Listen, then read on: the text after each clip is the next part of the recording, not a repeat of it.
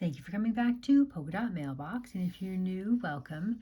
Today I am showing you how I made these amazing whimsical houses, and this is a project that is just been so much fun and so cute to work on. Something that I wanted to show you is that I have this edging here, and I've done a variety of different techniques. I have inked the edges, I have stitched the edges, and I have almost faux stitched the edges as well. And I have even come into some of the layers, and it's very subtle. You can't almost even see it because it blends in so well, but this different area has been blended as well with the inked edges. So previously I had used these kind of brushes, and I was given these in a crop and create class. They are a really nice material, and you definitely need to have one for every color that you use. So I was debating buying a set of these brushes. Previously, I had used these ones that go on your finger, and I love the size of these, but the actual sponge often sort of wore away and peeled off, and it wasn't like good quality that lasted a long time, where I think this material lasted longer, but I needed to get another set. And then there's also the Tim Holtz ones that I see everybody inking their edges with as well, and I was considering getting those until I saw these. And if you watched my unboxing, you will see how amazing these are in my display. They look beautiful in my craft room. I have hung them up on my SCADAS board. So these are the way I have them hung. This is the 10-piece ink blending brush mini painting set from BB Craft. The price is $11.99 US, and I have a discount code that I will leave down below for 10% off your order if you decide that you want to order a set. And here you can see the colors of these ones specifically.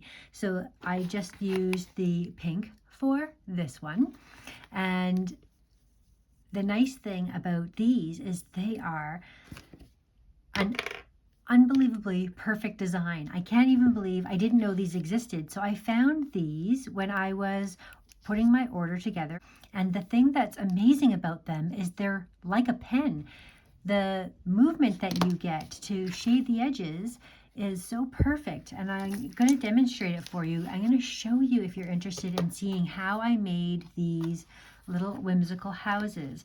I have a second one here, super cute. We've got this seam binding at the top, some of the sparkles. This collection is Dearest Ephemeral, and I was so excited to work with it. You actually would be able to do this project with scraps, and I originally got the idea from a Facebook page called Junk Journaling, and it's an amazing group, and one girl was doing whimsical houses out of scraps, and that's what got me started on this thought.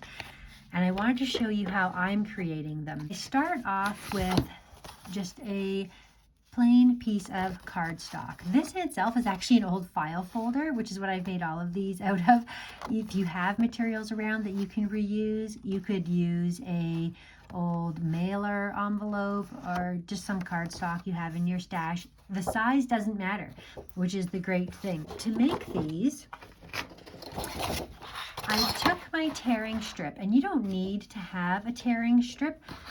I just happened to pick this one up at Creative Memories, and I'm going to show you basically all I did to create these.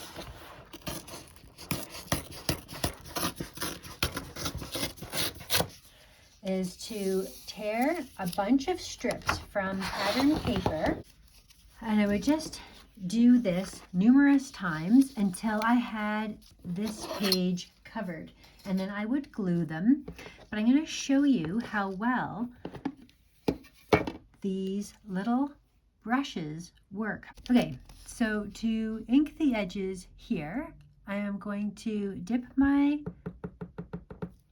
brush, pick up some of this ink, dab it off, and then I'm going to just do little circles on the edge. And you can do it as dark or as light as you like. I just like a light bit, and I always try to get the first little bits off because I don't want to have a deposit of dark ink specifically in one spot. So that's that color. I could do a separate color on the other side. Dab some off.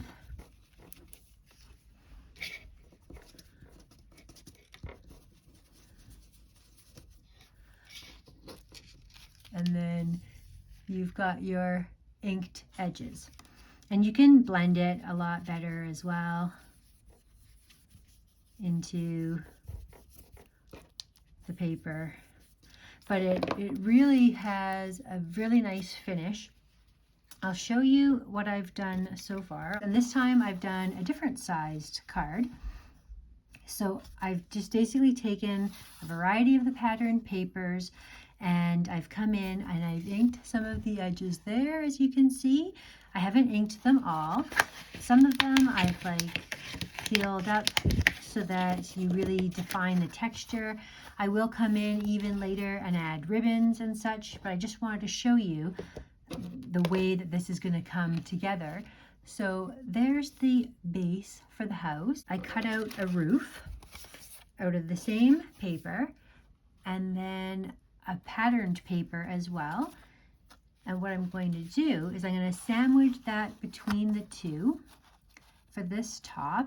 And what I'll probably do is put some sort of a pretty lace or trim on there. And I will insert this chimney in here as well. And I'll line it up kind of with this line here so that that gives us that. And then I will do my decorative parts. So I will probably come in and do all of the edging here. I will do the fake stitching, the real stitching. I will ink the edges, and I will add the little embellishments. Like I had that fun seam binding coming out the chimney, and you can see all the different layers of stitching and fake binding, and I've used this fun little moon on here. This time I think I'll use a wooden one. For the windows, I do the same thing. So I actually had a piece, because this was taller than I wanted, that I cut off the top, and I cut out two little squares, made them into windows, fussy cut these little girls from the collection and made it look like they're peering out of the windows. So they're gonna go something like that. And then for the door on this one, I think I will do this as a door. Again, I will edge it with the ink and the pen and create the texture around it with all of those different elements. And then I'll glue that in place. I will stitch the edges here as well. And then it will be my completed house. And I can show you another one that I have already done. Here is another one I have done. Super cute. All of the details are just so whimsical, which is why I like to call these my whimsical houses. I love this seam binding that we have up here. I've fussy cut a little moon that was left over. I didn't want him to go to waste, so I added him in along with some sequins and this fun button from the collection. This almost looks like the flower is right on this petal here, this stem. And if you wanted to see what you could do with these whimsical houses, is that I have this, like, you could use them for decoration. I have this one decorative board that you can use that I have actually sized this one for exactly and made it part of my design, so that I have now this fun little stand that says home, and the little chimney just sticks out up above overhead, and now it can stand up in my display in my craft room or whatnot. So that's a cute little way to display it. And another idea for the whimsical houses, if you watched my latest video where I actually created this with you on camera. Well, all of this has actually been created on camera here. This little BB Craft dangle that I made for my junk journal. What you can do is actually just add this in. So here's a good example. Let's just tuck this in, and this could become a page in my junk journal, and it would just look beautiful. It could be like a tip-in basically, or clip it in.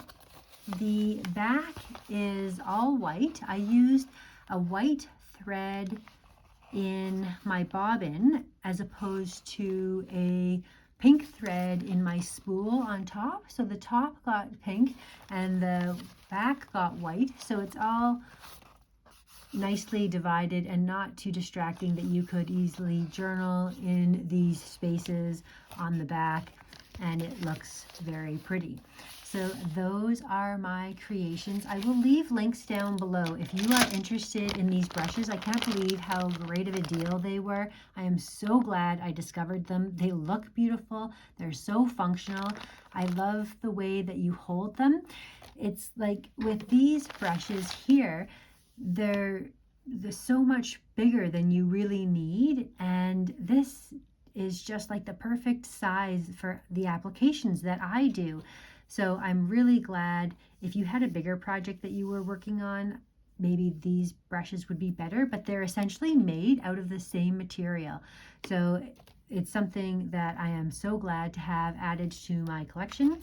There will be a discount code down below as well if you want to save 10% off your order. If you're interested in picking up any of these things, I have an unboxing video for everything that I got from BB Craft as well. So thank you so much for watching. If you haven't already subscribed to my channel and you're interested in following along, love to have you here. Give me a like if you've made it all the way to the end of this video, and we'll see you again next time.